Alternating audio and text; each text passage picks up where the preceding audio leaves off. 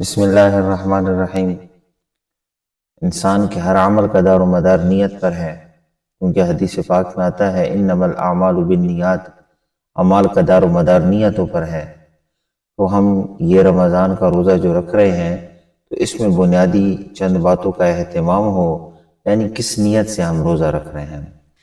تو سب سے پہلی چیز جو قرآن کے اندر اللہ رب العزت نے فرمایا، یا ایھا الذین آمنوا کتب علیکم الصیام کما کتب علی الذین من قبلکم لعلکم تتقون، اے ایمان والو تمہارے اوپر روزہ فرض کیا گیا جس طرح تم سے پہلے لوگوں پر فرض کیا گیا تھا۔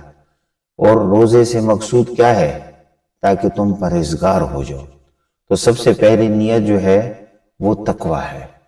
تو انسان جب نیت کرے روزے میں تو اس میں اللہ سے یہ دعا مانگی، یا اللہ میرے اس روزے کو تقوی کا ذریعہ بنا دے۔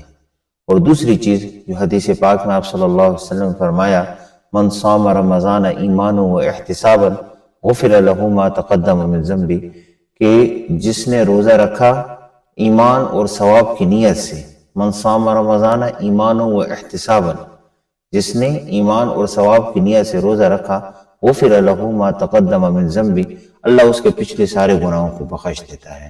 تو یعنی دوسری جو نیت یہ بندہ کرے کہ اے اللہ میرے اس روزے کو مغفرت کا ذریعہ بنا دے، یعنی میرے لیے اس روزے کو مغفرت کا ذریعہ بنا دے۔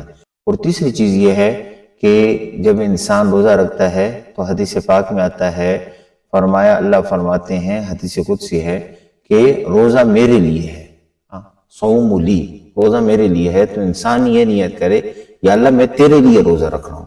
اور پھر چوتھی نیت یہ کرے کہ جس طرح اللہ اس کے بدلے میں کیا فرماتے ہیں، وَأَنَا أَجْزِئُ بِهِ، روزہ تو میرے لیے ہے، اس کا بدلہ میں ہی دوں گا۔ تو بندہ یہ نیت کرے کہ یا اللہ میں نے تو تیرے لیے روزہ رکھا ہے اور اس کے بدلے میں مجھے بہترین چیز عطا فرما۔ تو یعنی ان چار نیتوں سے بندہ روزہ رکھے۔